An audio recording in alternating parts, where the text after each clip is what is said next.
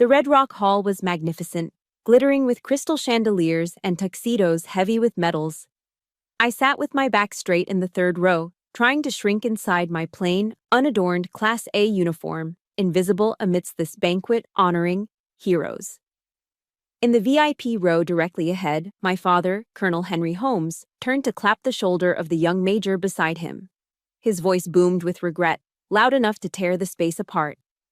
"Looking at you, I realize God is truly unfair. He gave me no heir." The Holmes line effectively died in the cradle 36 years ago. 36 years ago was the day I was born. That sentence hit me like a bucket of boiling water, making my ears ring. My chest constricted, a pain sharper than the time shrapnel embedded itself in my ribs in Syria. He wasn't just disappointed. He had just publicly declared me a dead body to the family honor, while I sat less than 3 feet away. I gripped the classified file in my hand until my knuckles turned white. My father had no idea that the dead body he just mentioned was Captain Kira Holmes, codenamed Ghost Walker, the asset the entire Pentagon was desperate for. And he certainly didn't know that his own arrogant signature had almost killed me. Should I stand up and expose this hypocrite, or swallow the blood rising in my throat to protect the honor he valued more than his daughter's life?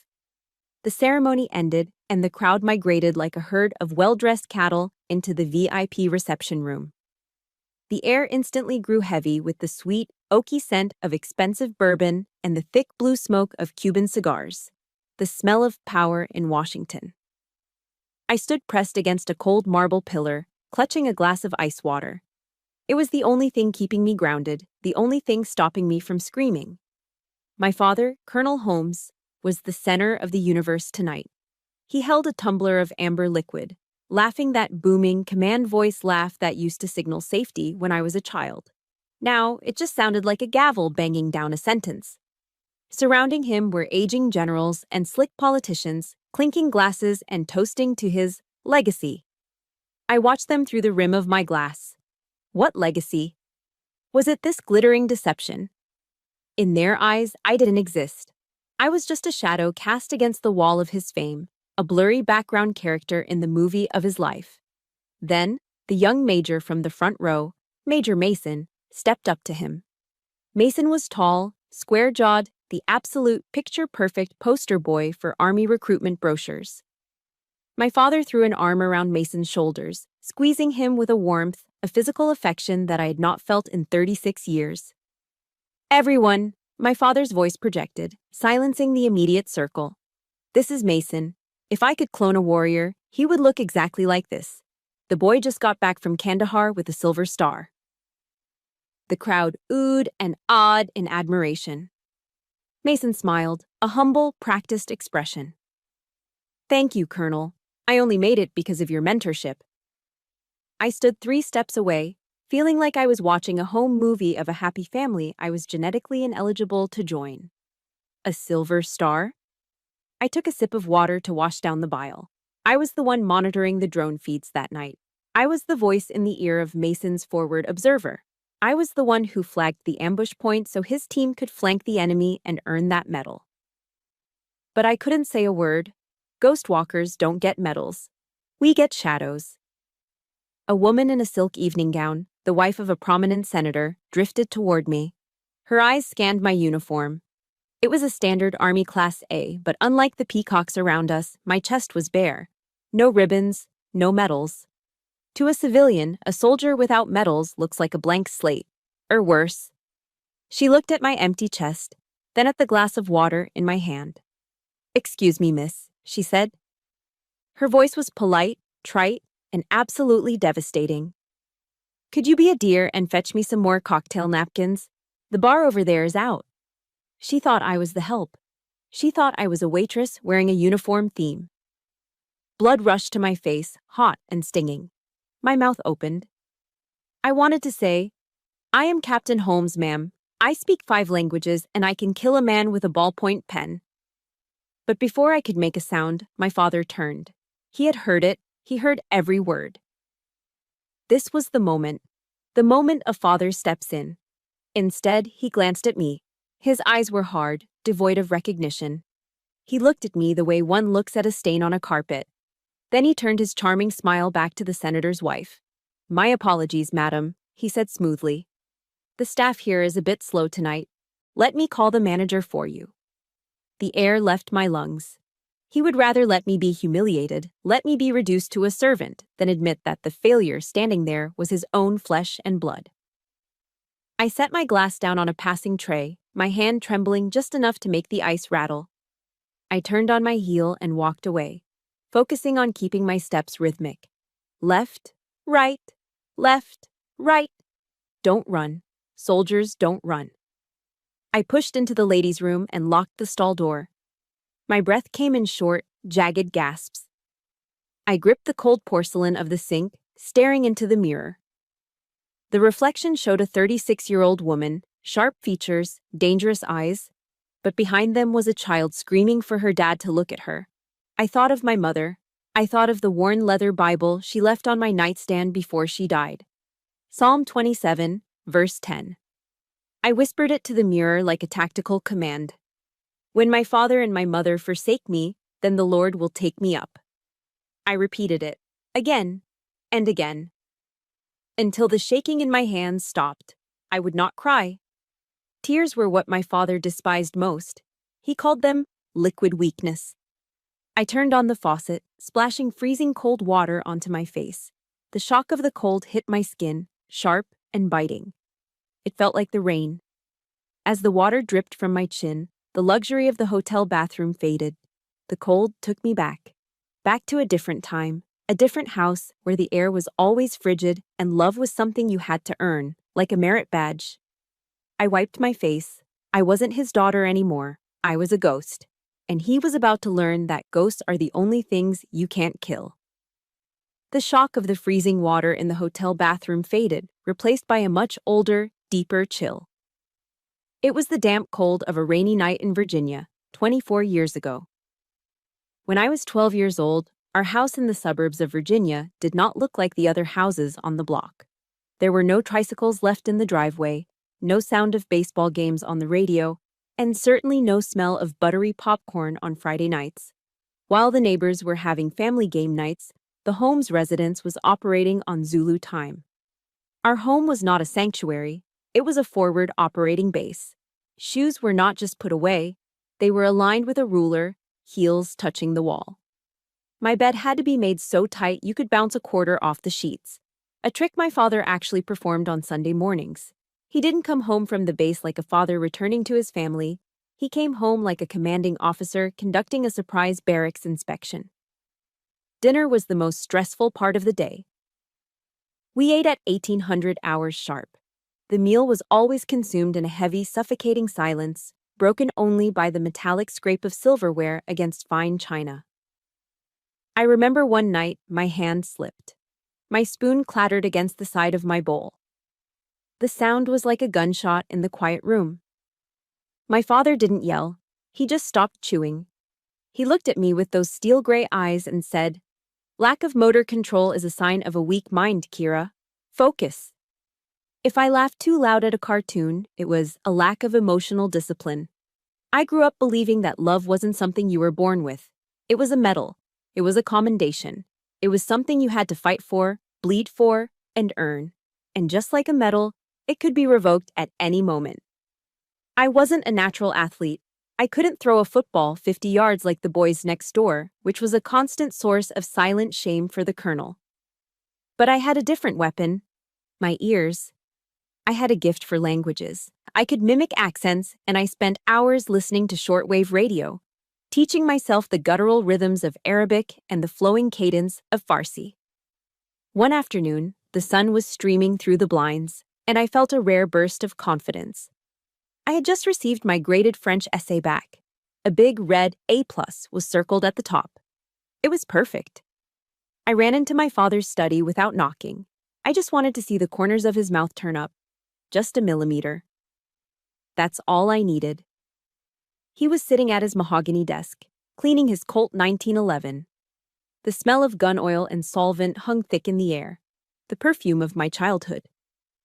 He didn't look up as he wiped the slide with a rag. "Look, Dad," I said, holding out the paper. "I got the highest grade in the class." He glanced at the paper, then at me. His expression didn't change. French, he scoffed. The language of those who surrender. He reached for his silver Zippo lighter. Clink, whoosh. The flame danced in the dim light. He took the corner of my essay, my perfect A+, and held it to the flame. I stood frozen, watching the fire curl the paper, turning my hard work into black ash that floated down onto his pristine carpet. Learn to shoot, Kira, he said, blowing out the lighter. Words don't stop bullets. That was the day I stopped trying to impress him with who I was and started trying to become who he wanted. 6 years later, at the age of 18, I did the unthinkable. I applied to the United States Military Academy at West Point. Not because I loved the Army. I hated the uniform. I hated the rules. But West Point was his cathedral. It was the Holy Land. I thought, if I wear that gray uniform, he will have to see me. The day the acceptance letter arrived, I placed it ceremoniously on the dinner table, right next to his medium-rare steak. My heart was hammering against my ribs like a trapped bird. I watched him pick up the envelope. He read it. Once. Twice. I held my breath. This is it, I thought. This is the moment he smiles. He dropped the letter back onto the table. No smile, no congratulations. He picked up his steak knife and cut a precise square of meat. Did they lower the admission standards again? He asked, chewing slowly. Or do they just need more people to handle the clerical work? The comment cut deeper than any knife. He didn't believe I was capable. He believed I was a statistical error, a glitch in the admissions system. He thought I was destined to be a secretary in camouflage. That night, the sky opened up. It rained hard, a relentless Virginia downpour that turned the world gray. I packed my duffel bag. I didn't say goodbye to my mother. She was already asleep, or pretending to be. I walked to the front door. My father was in the living room, watching the war news on CNN. The blue light of the television flickered on his face. He knew I was leaving for the academy. He didn't turn his head. He didn't get up. He sat there, solid and immovable as a monument. I stood on the porch, the rain instantly soaking my clothes. I looked back through the window at him. Tears mixed with the rain on my face, salty and cold. I wanted to collapse. I wanted to run back in and beg him to love me. But then, something inside me snapped. The sadness evaporated, replaced by a burning, white-hot coal in my stomach. It was rage, pure, high-octane rage. If you have ever tried to move a mountain for someone who wouldn't even lift a finger for you, please hit that like button right now. And tell me in the comments, what was the moment you finally stopped trying to please them? Just right, I stopped, so I know I'm not alone in this. I wiped the water from my eyes and whispered to the storm, a vow that would drive me for the next 18 years. I will not come back to this house, I hissed. Not until I force you to stand at attention and salute me. Not because I am your daughter, but because I am better than you. I turned my back on the house, on the warmth I never felt, and walked into the darkness. That 18-year-old girl died in the rain that night. The ghost walker was born. Let's rewind the clock. 2 weeks before that humiliating night at the Red Rock Hall, I was in a place where medals didn't matter, and the only applause was the sound of incoming mortar fire. We were on the outskirts of Hamara, Syria. The temperature outside was pushing 104 degrees Fahrenheit, a dry, dusty heat that baked the earth into cracked pottery. But inside my Stryker-armored vehicle, it was even hotter. The air conditioning had died 3 days ago, leaving me in a metal box filled with the hum of supercomputer servers, the smell of ozone, and the stale reek of 3-day-old sweat. I am Ghost Walker. To the rest of the army, I don't officially exist. My job isn't to kick down doors. My job is to listen.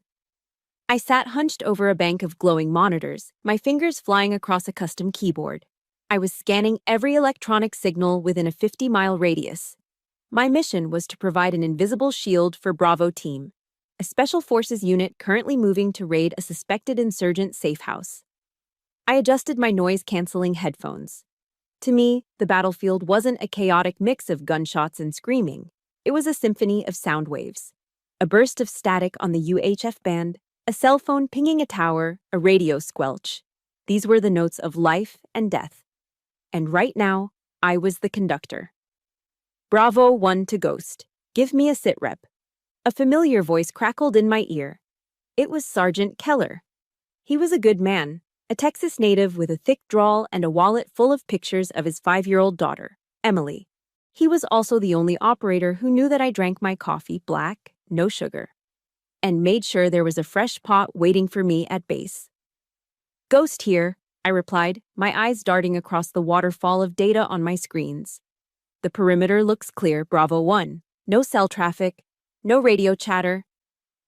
Copy that, Keller said, moving to breach the north entrance. I watched their GPS dots move on my tactical map, but then, something made me pause.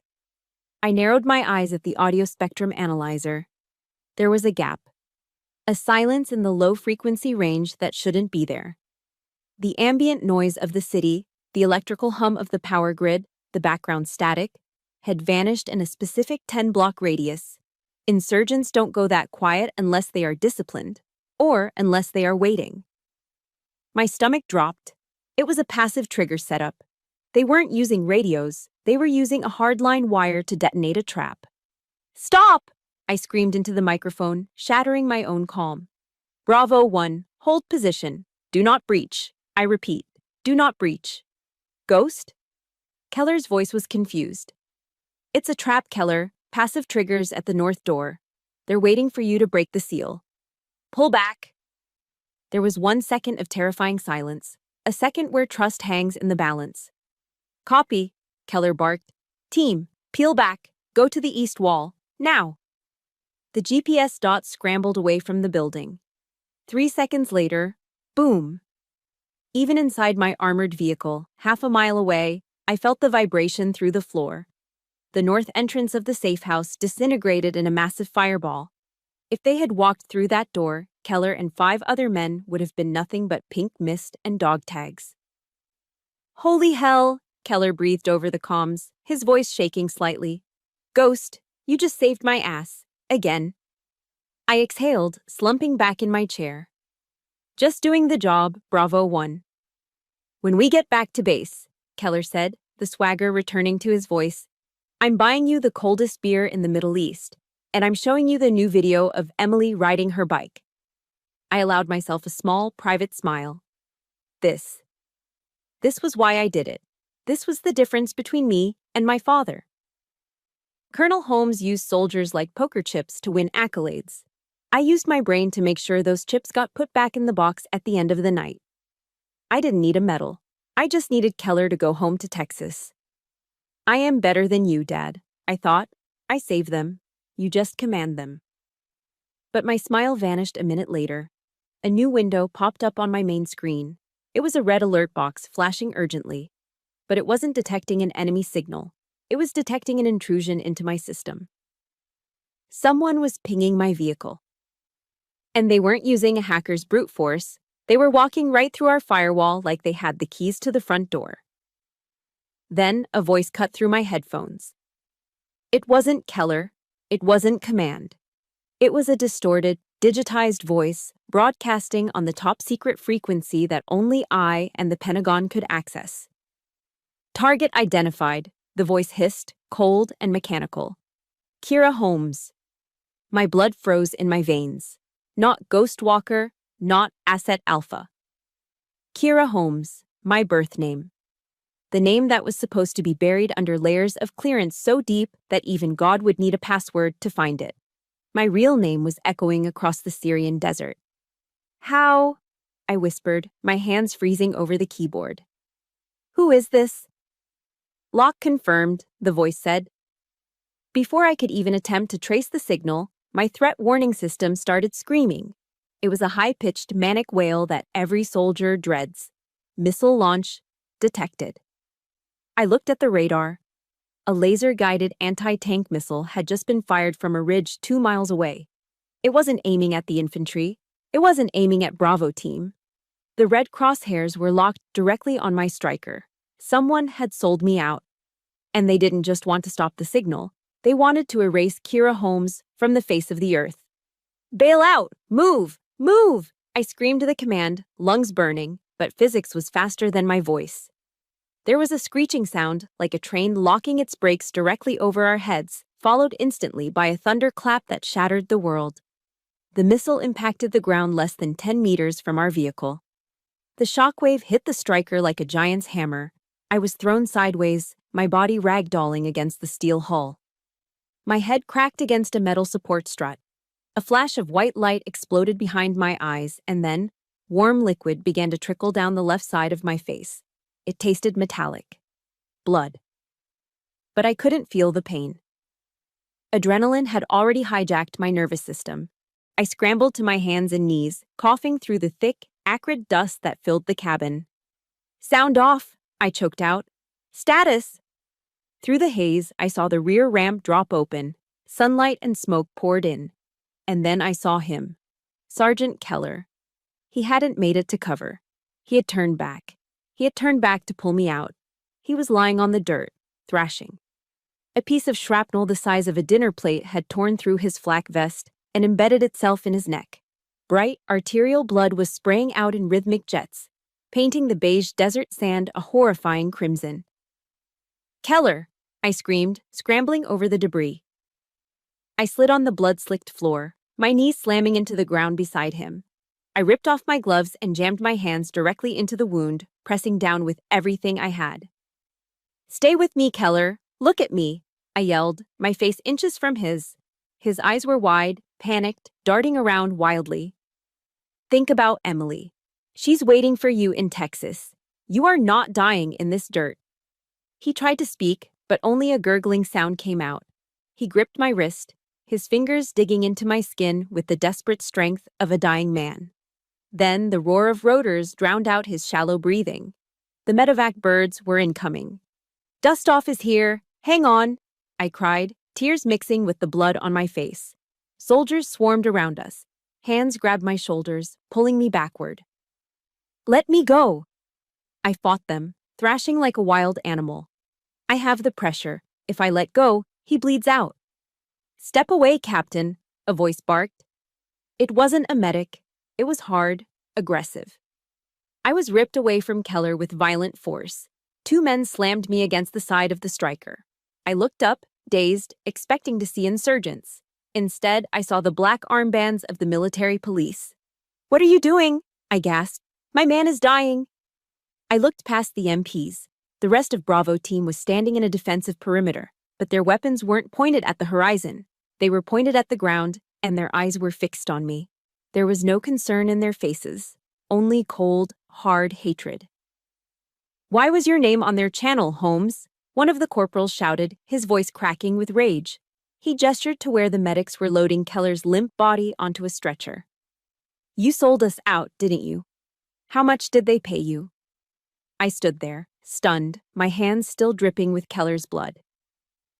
The accusation hit me harder than the concussion grenade. "No," I stammered, my voice sounding small and weak in the open desert.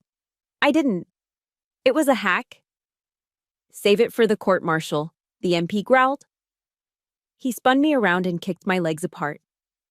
I didn't get to ride in the medical helicopter with Keller. I watched the Red Cross-marked Black Hawk lift off, carrying the only friend I had, carrying him away to surgery that might be too late. Instead, I was shoved into the back of a transport helo. The MP didn't use standard metal handcuffs. He used heavy-duty plastic zip ties. He cinched them behind my back so tight I felt the plastic bite into my wrists, cutting off the circulation. Nobody offered me a bandage for the gash on my head. I sat on the cold metal bench, vibrating with the engine, watching the Syrian landscape recede below. I was a captain in the United States Army. I was the daughter of Colonel Henry Holmes. I was a graduate of West Point. But in that moment, I was treated worse than a stray dog. As the adrenaline faded, the throbbing in my skull began. But the fear in my chest was worse. I closed my eyes and saw my father's face. Would he believe me? Or would he see this as the final confirmation of his life's thesis, that I was never meant for this world? I could hear his voice in the rotor blades. "I told you so. I told you you were weak." We landed at Incirlik Air Base in Turkey. I was marched straight past the infirmary and into the detention block of the Criminal Investigation Division, the CID. They threw me into a holding cell. It was a small box with 4 gray walls, a stainless steel table bolted to the floor, and a fluorescent light that buzzed like an angry hornet. A tall, balding investigator walked in. He didn't introduce himself. He just walked up to me and ripped the Velcro rank patch off my chest. Then, he reached for my neck and yanked off my dog tags. I felt naked, stripped of my name, my rank, and my identity. He tossed a thick file onto the metal table with a loud thud. "Captain Kira Holmes," he said, his voice devoid of any warmth. "You are facing charges of treason, espionage, and aiding the enemy. And if Sergeant Keller dies on that operating table, we are adding manslaughter to the list." He leaned in close, invading my personal space. I could smell the stale coffee on his breath. "You disgrace that uniform," he whispered. I bit my lips so hard I tasted fresh blood. I wanted to scream. I wanted to flip the table.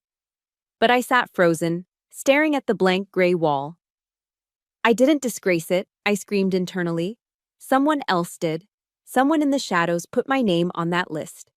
And as the investigator walked out, locking the heavy steel door behind him, a cold resolve settled over me. I wasn't going to cry. I was going to find out who did this. And I was going to make them pay, even if I had to burn the whole system down to do it. 48 hours. That was how long I'd been sitting in that gray box, awake, with nothing but the hum of the fluorescent lights to keep me company. My head was pounding with a rhythmic, sickening throb where I had hit the striker's hull, and the dried blood was starting to itch under my hairline. The heavy steel door buzzed and swung open. The CID officer didn't step inside. He just reached in and slid an old, beige landline phone across the metal table. "You get one call," he said, checking his watch. 5 minutes, and don't bother calling a lawyer. A court-martial doesn't work like civilian court. Unless you have a 4-star general in your pocket, a lawyer can't stop what's coming. He stepped back and crossed his arms, watching me. My hands were shaking so bad I could barely pick up the receiver. My fingers hovered over the keypad. Who do you call when the entire United States government thinks you are a traitor? I didn't call a lawyer. I didn't call a friend. In the moment of my greatest desperation, the 36-year-old captain vanished, replaced by a terrified little girl. Muscle memory took over. I dialed the number for the house in Virginia. The number I'd memorized before I could even tie my shoes. Ring, ring. The sound was a lifeline. I held my breath, praying. Please pick up. Please be the dad I need, just for once. Holmes' residence, a voice answered. It was him, deep, authoritative, steady. The voice of safety. Dad. My voice cracked, fracturing into a sob I couldn't hold back. Dad, it's me. It's Kira. Kira? His tone wasn't warm. It was guarded. Dad, I'm at Incirlik Air Base. I rushed to get the words out, tears streaming down my face, stinging the cut on my cheek. They arrested me. CID has me in a holding cell. They're saying I'm a spy. They're saying I leaked intel. I gasped for air, gripping the phone cord like it was the only thing keeping me from falling off the earth. But I didn't do it. You have to help me. Someone hacked the system. Someone used a back door to plant my name. You know people. You have pull. Please, Dad. I stopped, waiting. I waited for the question any father would ask.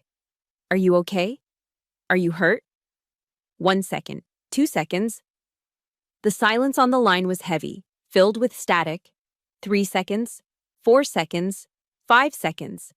Those 5 seconds lasted longer than the entire mortar attack in Syria. Then, he spoke. His voice was no longer the voice of safety. It was the sound of metal grinding on metal.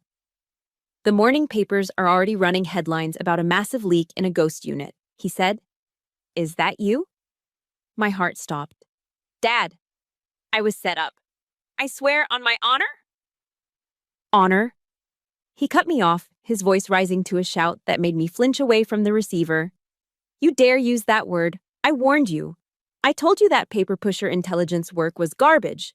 I told you real soldiers fight on the ground. And now? Now you have dragged the family name through the mud. Dad, listen to me, I cried, desperation clawing at my throat. I could go to prison for life. They took my rank. Then go to prison like a man, he roared. The words hit me harder than a physical blow. Like a man. Even now, he couldn't see me as his daughter. Do not drag me into your mess, Kira, he continued, his voice trembling with a selfish rage I had never heard before. Next week is the gala. I am receiving the Lifetime Achievement Award. The Pentagon is finally recognizing my legacy. I will not let a traitorous daughter destroy everything I built because she was incompetent. Dad, I whispered, my voice barely a breath. Do not call this number again until you have cleared that name, he spat. Or better yet, don't call at all. I don't have a daughter who is a criminal. Click. Then the dial tone. A long, monotonous drone that signaled the end of my world. I slowly lowered the phone from my ear. My hand went limp, and the receiver clattered onto the stainless steel table. He hung up. He didn't ask if I was alive. He didn't ask about the blood on my face. He chose a plastic trophy. He chose a gala dinner with steak tartare and bourbon over the life of his own child. I slid out of the metal chair and collapsed onto the cold concrete floor. I curled into a ball, my knees pressed against my chest, trying to hold myself together because there was no one else to do it. The pain in my head was blinding, but the hole in my chest was infinite. I wanted to die, right there on the floor of a Turkish prison cell. It would be easier. Just let go. Let the darkness take me. My God, why have you forsaken me? I closed my eyes, waiting for the end. But in the darkness, I saw a face. Sergeant Keller. I saw him lying in the dirt, blood spurting from his neck, his eyes wide with fear for his daughter. He had run back into the fire for me. He was fighting for his life right now in a hospital bed because of a lie with my name on it. If I gave up now, if I let my father's rejection kill me, then Keller gets no justice. The person who did this gets away with it. My tears stopped. They didn't dry up. They just stopped coming. I opened my eyes. The gray wall of the cell was still there. The buzzing light was still there. But the little girl who dialed the phone number in Virginia was gone. She died the moment that phone clicked. I wiped the blood and tears from my face with the back of my hand. I sat up. The room felt different. The air felt sharper. My father was right about one thing. I needed to act, but not to save his legacy. To burn it down if I had to. Fine, Colonel, I whispered to the empty room, my voice steady and cold as ice. You won't help me. I will save myself. Fast forward 1 month. I was out on bail, released pending a court-martial that was all but guaranteed to end my life as I knew it. But the Army, in its infinite bureaucratic wisdom, did not discharge me immediately. Instead, they suspended my security clearance and reassigned me to what they called administrative duties. They sent me to the Pentagon. Not the shiny upper rings with the polished oak doors and the generals walking with purpose. They sent me to the B3 basement level. We called it the data graveyard. My new mission was data entry. I was tasked with digitizing logistics reports from the 1990s into the new archives. It was mind-numbing, soul-crushing work. It was exactly the kind of punishment my father would have designed. He wanted me to be a secretary. Fine. The Army had officially turned me into one. I spent 8 hours a day in a windowless room that smelled of stale coffee and ozone, surrounded by stacks of yellowing paper. But the brass had made a critical mistake, a fatal error. They assumed that by stripping my rank and putting me in a basement, they had declawed me. They forgot that to do data entry, I needed a terminal. And that terminal, ancient as it was hardwired into the Department of Defense's central nervous system. They thought they were burying me. In reality, they had just handed the thief the keys to the vault. I worked like a machine for 3 weeks. I kept my head down. I typed fast. I said, yes, sir, and no, sir, to the 22-year-old supervisor who watched me like a hawk. I played the part of the broken, obedient daughter perfectly. Then came Tuesday. The supervisor, a kid who spent more time on his phone than working, stood up and stretched. I am grabbing a vanilla latte, he muttered, checking his watch. Don't touch anything you are not supposed to, Holmes. Wouldn't dream of it, I said, not looking up from my typing. The moment the heavy door clicked shut, my demeanor changed. The obedient secretary vanished.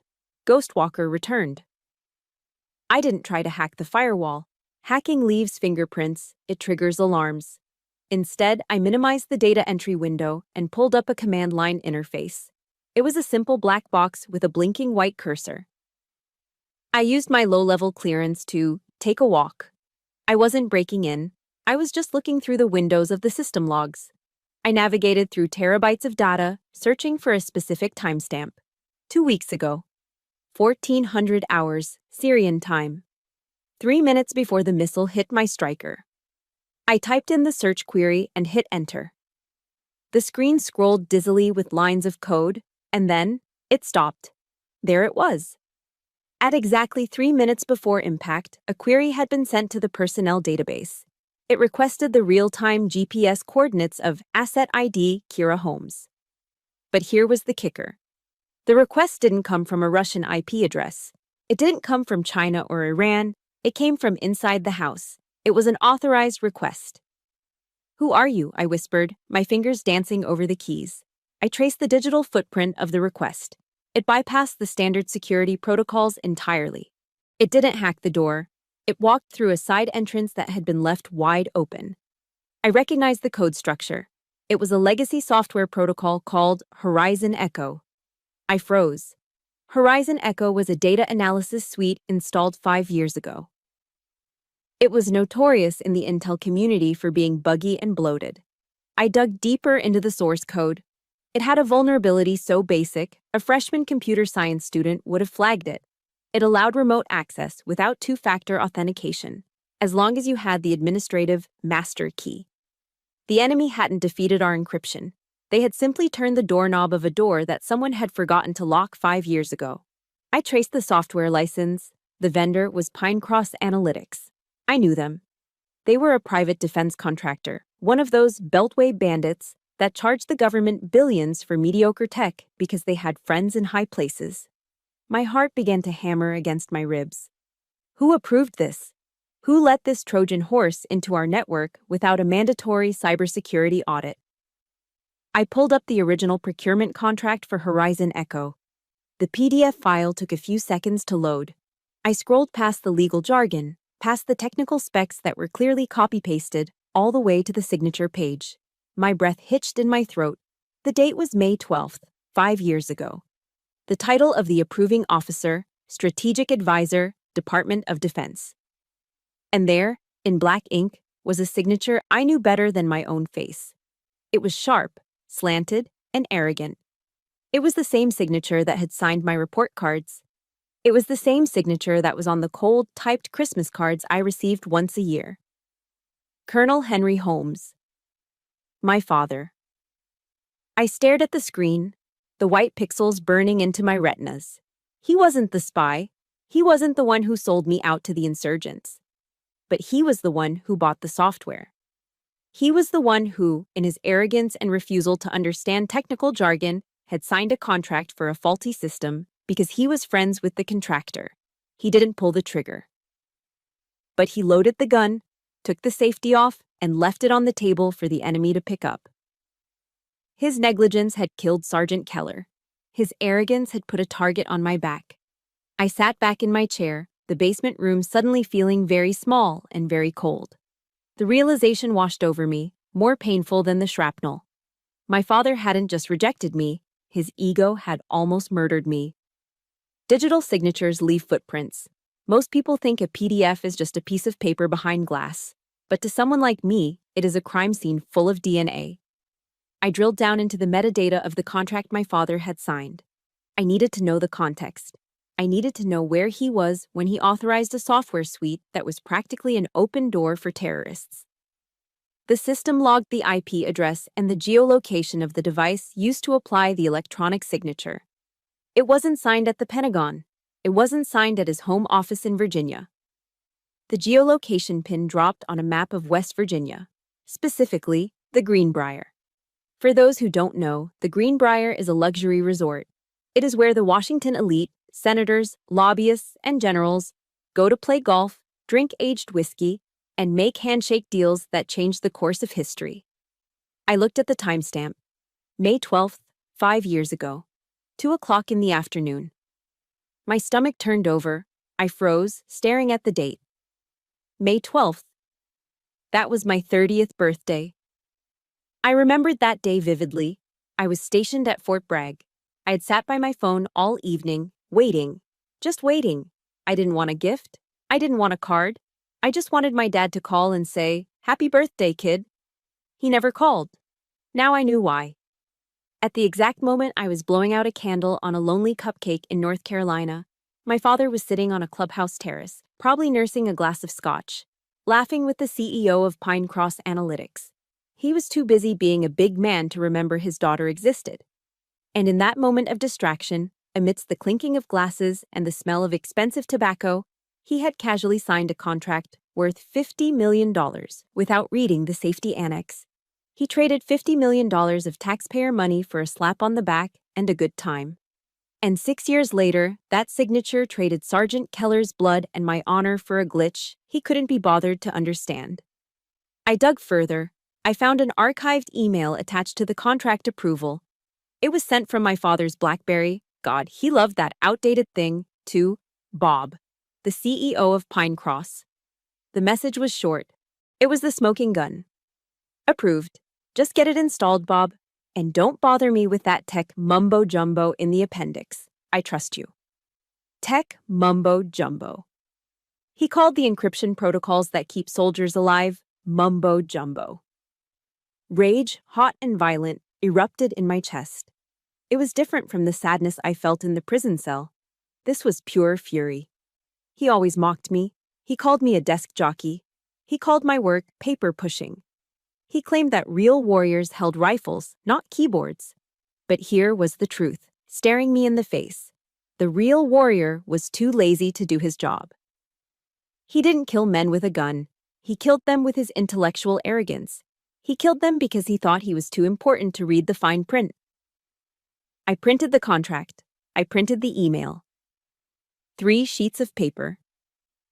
They felt light in my hand, but they had the weight of a guillotine blade. I sat there in the basement, the hum of the servers surrounding me. I faced the ultimate dilemma. If I filed this report, Colonel Henry Holmes was finished. The Lifetime Achievement Award? Gone. His pension? Stripped. He would be investigated, humiliated, and discharged in disgrace. The legacy he cherished more than his own family would be pulverized into dust. I looked at my cell phone, sitting on the desk. It had been a month. Not a single missed call from him. He had abandoned me in that Turkish prison.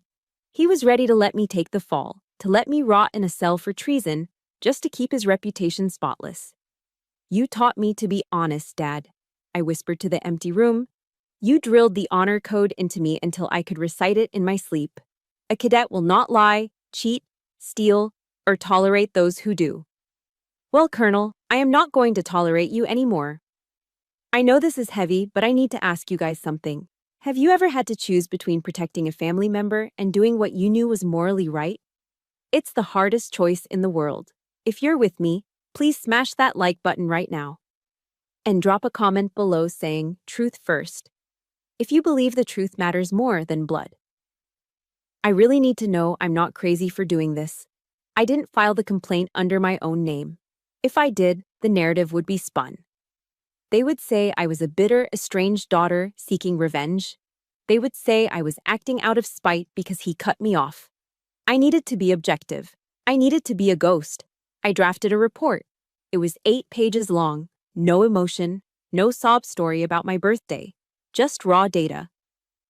The intrusion logs, the vulnerability analysis of the Horizon Echo software, and finally, the chain of custody for the approval. The contract signed at the Greenbrier, and the email dismissing the security protocols. I scrutinized the final page. Where a signature was required, I typed a pseudonym. Reporting Officer A. Marsh. It was a little play on words. A Mars, the god of war? Or perhaps Anonymous Marshal, the silent enforcer. I opened the secure portal for the Department of Defense Inspector General. I added General Anders, the head of my unit, to the recipient list. My finger hovered over the enter key. Once I did this, there was no going back. I was effectively executing my father's career. I was becoming the dead body he claimed I was. But then I thought of Keller's daughter in Texas. She deserved to know why her daddy almost didn't come home. I pressed send. The screen flashed. Message sent successfully. The bullet had left the chamber. It was traveling through the fiber optic cables at the speed of light. It couldn't be recalled. Now, all I had to do was wait for the impact. For 48 hours after I hit send on that email, the world did not end. In fact, it was terrifyingly quiet. I expected the military police to kick down the door of the basement. I expected a team of federal agents to drag me out in handcuffs for unauthorized access to classified contracts. But there were no sirens, no shouting, just the hum of the servers and the rhythmic clacking of keyboards in the data graveyard. I continued to show up for work at the Pentagon, sitting at my desk in the B3 basement level. But the atmosphere had shifted. It was subtle, like the drop in barometric pressure before a tornado. When I walked down the corridors to the restroom, conversations stopped. High-ranking officers, men with stars on their shoulders, would glance at me and then quickly look away, whispering behind their hands. The building knew. The rumors were circulating in the upper rings, leaking down through the ventilation shafts. A storm was forming, and I was standing right in the eye of it. I sat at my desk for lunch, unwrapping a dry ham sandwich I'd bought from the vending machine down the hall. It tasted like cardboard and preservatives. It was a pathetic meal, eaten in a windowless room, while upstairs my father was likely enjoying a 3-martini lunch at the officers' club. But as I chewed the stale bread, I felt a strange lightness in my chest. The fear was gone. The desperation was gone. I had told the truth. Whatever happened next, I could sleep at night. Then, late Friday afternoon, the silence broke. A crisp, uniformed officer materialized at the entrance of my cubicle. He wasn't a military police officer. He was a captain, wearing the aiguillette of a general's aide-de-camp. "Captain Holmes," he said. I looked up, wiping crumbs from my mouth. I braced myself for the handcuffs. But his tone wasn't aggressive. It was respectful. There was even a hint of fear in his eyes, like he was standing next to a live grenade. "General Anders requests your presence at the Red Rock Hall tonight," he said. 1900 hours. My heart skipped a beat. "For what purpose, Captain?" "To conclude the investigation, ma'am." I stared at him. Red Rock Hall. Tonight was the gala. Tonight was the night my father was receiving his Lifetime Achievement Award. Why would General Anders want me there? Did they plan to arrest me publicly? Did they want to drag me on stage and force me to apologize to my father in front of the entire Washington elite to save his reputation? "I'll be there," I said, my voice steady. I went back to my apartment. It was a small, cramped studio in Arlington that I could barely afford. Since the investigation began, the government had frozen my bank accounts. My credit cards were dead plastic. I had $12 in my wallet and half a jar of peanut butter in the cupboard. I couldn't afford to take my dress uniform to the dry cleaners. I pulled my old Class A uniform out of the closet. It smelled faintly of mothballs. I set up the ironing board in the middle of the living room and plugged in my cheap plastic iron. Hiss. Swish. Hiss. The steam rose up, filling the small room with the smell of warm wool. The rhythmic motion took me back to my dorm room at West Point. I remembered standing there at 18, ironing my plebe uniform until the creases were sharp enough to cut skin. Duty, honor, country. Those 3 words were embroidered on the flag of my alma mater. My father loved to quote them in his speeches, but tonight I was going to live them. I put on the jacket. It fit perfectly, hugging my frame like a second skin. I looked at my reflection in the hallway mirror. My chest was bare. I didn't put on my ribbons. I didn't put on my unit citations. I didn't want any decorations. I wanted to walk into that hall naked, stripped of everything except my name and my rank. Just a soldier. I checked the time, 6:55 in the evening. I took a cab to the Red Rock Hall, using the last of my cash to pay the driver. I stood on the sidewalk, looking up at the imposing stone building. Through the heavy oak doors, I could hear the muffled sounds of a string quartet playing Mozart. I could hear the low rumble of polite laughter and the clinking of crystal glasses. It was my father's world, a world of handshakes, backroom deals, and fake smiles. A world where a signature on a golf course meant more than a soldier's life in the desert. I took a deep breath, filling my lungs with the cool evening air. The last time I was here, in the opening of this story, I was a victim. I was a daughter cowering in her chair, paralyzed by her father's words. Not tonight. I squared my shoulders. I adjusted my cover. I wasn't walking in there to beg for forgiveness. I was walking in there to deliver a verdict. I reached out and pushed the heavy doors open.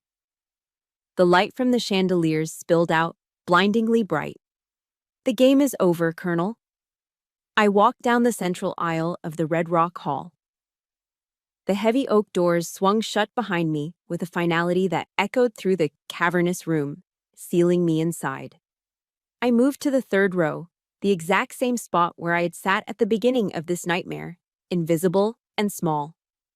But the woman sitting there now was not the invisible daughter. On the stage, the ceremony was in full swing. My father was standing at the podium, basking in the golden glow of the spotlights. He looked magnificent in his dress blues, his chest heavy with rows of colorful ribbons and medals that caught the light. He was smiling, a practiced, charismatic smile, waiting for General Anders to pin the Lifetime Achievement Award on his lapel. Then his eyes flicked down. He saw me. The smile vanished instantly. His jaw tightened, and a flash of irritation sparked in his eyes. He made a subtle, sharp motion with his head. A silent command. Get out. He thought I was there to cause a scene. He thought I was the disgraced criminal daughter coming to ruin his big night with my scandal. He turned back to General Anders, expecting the ceremony to continue, expecting the help to remove me. General Anders stepped up to the microphone. The room went quiet. The air conditioning hummed, a low drone beneath the silence. Ladies and gentlemen, Anders said, his voice grave and amplified by the speakers. We are here tonight to honor a legacy. But a legacy is not built on toasts or medals. It is protected by truth. The atmosphere in the room shifted. My father frowned, a flicker of confusion crossing his face. This wasn't the script. 2 weeks ago, Anders continued, his voice hardening, we almost lost an entire special forces team and a critical intelligence network in Syria, not because of enemy action, but because of a systemic failure here at home. Negligence. A murmur rippled through the crowd of senators and officers. My father stiffened, his posture rigid. He still didn't understand. But fortunately, Anders looked directly at my father, holding his gaze for a long, uncomfortable second before shifting his eyes to the third row. We have an officer brave enough to find that flaw, even when it meant standing alone against the entire system. A soldier who operates in the shadows, who asks for no credit. He paused for effect. I would like to invite Captain Kira Holmes, codename Ghostwalker, to the stage. The silence that followed was absolute. Then, a collective gasp swept through the room. I stood up. My legs felt heavy but steady. I smoothed the front of my unadorned Class A uniform. I stepped into the aisle. Click, click, click. The sound of my heels on the polished hardwood floor echoed like gunshots in the quiet hall. Time seemed to warp, slowing down into a cinematic crawl. Every face was turned toward me. Generals, senators, the Washington elite. They looked at my bare chest, my lack of ribbons, and then at my face. They saw the determination carved there. But I only saw one face. My father. As I climbed the stairs to the stage, I watched the color drain from his face. He looked at me with a mixture of horror and bewilderment. He didn't understand. Why was I the hero? Why was the dead body walking toward him? I stood next to him. I was close enough to smell his cologne, the same scent that had lingered in the hallway the night I left for West Point in the rain. General Anders handed me a thick folder. On the large projection screen behind us, a slide appeared. It displayed a single name in bold black letters, Horizon Echo. "Captain," Anders said, handing me the microphone. "This is the software vulnerability you identified, the one that allowed the enemy to track our troops." I took the microphone. My hand didn't shake, not even a tremor. I looked at my father. He was staring at the screen. His eyes were wide, fixed on the words, Horizon Echo. I saw the moment the memory hit him. I saw the realization crash into him like a physical blow. The golf course at the Greenbrier. The whiskey. The casual signature on my 30th birthday. The email dismissing the security protocols as mumbo-jumbo. He knew. He looked at me, and for the first time in 36 years, the arrogance was gone. The great colonel had evaporated. In his place was a terrified old man. He realized that he was the threat. He was the negligence. He had almost killed his own daughter and her team. I held the microphone. I held his destruction in my hand. I could say it. I could say, "My father signed this contract because he was too lazy to read it." I could strip him of his pension, his award, and his dignity right here, on live television. I could make him pay for every cold dinner, every burned test paper, every moment of neglect. The room waited. My father held his breath, his eyes pleading, waiting for the executioner's axe to fall. But I looked at him, really looked at him, and I realized something. Breaking him wouldn't bring Keller's health back. It wouldn't undo the past. And I didn't need to destroy him to prove I was better. My mercy proved that. "The report is filed, General," I said into the microphone, my voice calm and clear, ringing through the hall. "The vulnerability has been patched. I was just doing my duty to protect my team." I didn't expose him. I didn't need to. The truth was already screaming in his head, louder than any accusation I could make. I handed the microphone back to Anders. Then, I turned to face my father. I snapped my heels together. I straightened my back. I looked him dead in the eye. My father stood there, trembling. He looked at me, the daughter he had called a failure, the daughter he had left in a prison cell. And he saw what he had never been able to become: a true soldier. A warrior who valued the mission over the glory. Slowly, painfully, his right hand began to rise. It wasn't the crisp, sharp salute of a commanding officer. It was shaky. His hand moved up to the brim of his cap. His eyes were swimming with tears. He held the salute, his fingers quivering against his temple. It was a salute of submission, a salute of apology, a salute of absolute respect from a subordinate to a superior. I held his gaze. I let the silence hang for a heartbeat, letting the weight of his acknowledgement sink into my soul. Then I raised my hand. Sharp. Precise. Perfect. I returned the salute. In that moment, the war between us ended. I hadn't just won the battle, I had won the peace. And as I lowered my hand, I knew I was finally free. The fallout happened fast, and it happened quietly. That is the Washington way. When a scandal is too big to fix, you bury it before the ink dries on the morning papers. The next morning, the headlines didn't scream about treason or faulty software. They didn't mention Horizon Echo or the near miss in Syria. Instead, a short, dignified press release was issued by the Department of Defense. Colonel Henry Holmes voluntarily returns the Lifetime Achievement Award and resigns from all advisory positions due to declining health. Health reasons. It was the oldest euphemism in the Beltway playbook. It was the polite way of saying a man had fallen on his sword. I sat in General Anders's office, reading the memo. I knew exactly what my father had done. If he had tried to fight the report, if he had tried to argue his case, the media would have started digging. They would have found the emails. They would have found the vulnerability. And eventually, they would have found me. They would have exposed the identity of Ghostwalker to the world. By resigning immediately, by taking the shame onto his own shoulders without a fight, he had killed the story. He had protected my anonymity. It was the first time in his life he had put the mission and his daughter's safety above his own ego. "He took the hit for you, Holmes," General Anders said, looking out the window. He knew if this went to trial, your cover would be blown. He chose silence. I nodded, a lump forming in my throat. It was the most fatherly thing he had ever done. My suspension was lifted immediately. My rank was not only restored, it was elevated. I walked out of that office as Major Kira Holmes, assigned to a new task force within the Intelligence Support Activity, the ISA. Life went back to normal, or at least a new version of it. But the silence from Virginia remained. 1 week later, I returned to my apartment in Arlington after a long shift. My mailbox was usually empty, filled only with junk flyers and bills. But today there was a small brown package sitting inside. It was wrapped in plain paper. There was no return address, but I didn't need one. I recognized the handwriting on the label. It was sharp, slanted, and disciplined. My heart did a slow roll in my chest.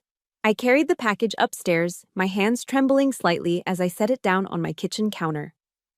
I cut the tape. Inside, nestled in a bed of packing peanuts, was a small velvet box. The red fabric was worn around the edges, faded by time and touch. I opened it. Sitting on the white satin cushion was a ring. It wasn't just any piece of jewelry.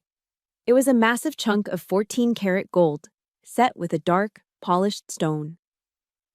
It was his West Point class ring, class of 1978. I gasped, the sound loud in the quiet apartment. I knew this ring. I knew it better than I knew the back of my own hand. My father wore it every single day. He used to tap it against the dinner table when he was thinking. He used to polish it every Sunday night while watching the news. He had told me once, when I was 10 years old, "This ring is the symbol of a true warrior, Kira. It represents the long gray line. I will be buried wearing this." And now, it was sitting on my counter. I looked for a note. I checked the box, turned it over, shook the packaging. There was no letter.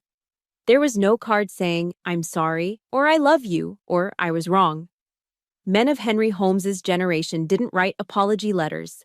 They didn't talk about their feelings. They dealt in symbols. Sending me this ring was louder than any scream. He was abdicating. He was surrendering his sword. By giving me the one object that defined his identity as a soldier, he was admitting the truth he couldn't speak. You are the better soldier. You are the one who deserves to carry the legacy. I picked it up. It was heavy, dense with the weight of history and expectation. I tried to put it on my ring finger, but it was far too large. It slid right off. It was a man's ring, made for a hand that had gripped rifles and signed treaties. So, I slid it onto my right thumb. It fit there, loose but secure. The gold was cold against my skin at first, but as I held it there, feeling the weight of it, the metal began to warm up. A strange sensation washed over me. For 36 years, I'd carried a burning ball of anger in my gut. I'd carried the resentment of a neglected child, the fury of an overlooked daughter. I thought I needed him to say the words. I thought I needed him to beg for forgiveness.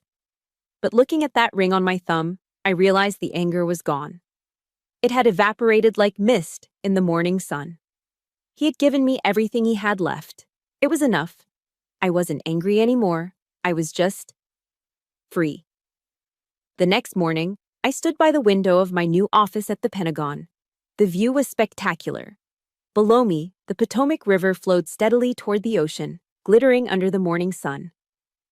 In the distance, the white marble of the monument stood silent and proud. I looked down at my hand. The heavy gold ring glinted in the sunlight. It wasn't a shackle anymore. It was just a piece of metal, a reminder of where I came from, but not a definition of where I was going.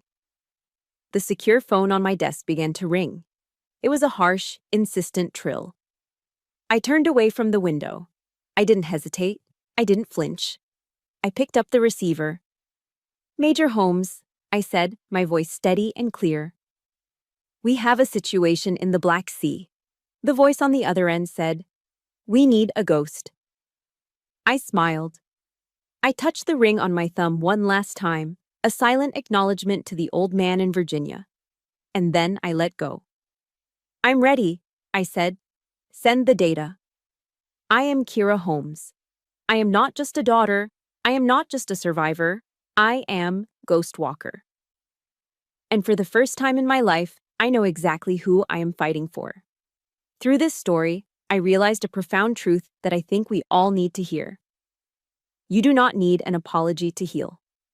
We often spend our entire lives waiting for the people who hurt us to finally say, "I'm sorry," believing that their validation is the key to our peace. But this story proves that true freedom doesn't come from changing their minds. It comes from freeing your own heart. If you are still waiting for closure from someone who is incapable of giving it, please stop. Your resilience is your closure. Your integrity is your validation. You are enough right now, just as you are. I poured a lot of emotion into telling this story because I know how heavy the burden of family expectations can be. If this ending brought you a sense of relief or peace, please hit that like button right now. It's a small action that helps me continue creating stories like this for you. I also want to ask you a personal question. Have you ever had to forgive someone who never admitted they were wrong just to find your own peace? Please simply comment, "I chose peace," below if you have. I read every single comment and I want to support you. Don't forget to subscribe so we can start the next journey together. Thank you for listening.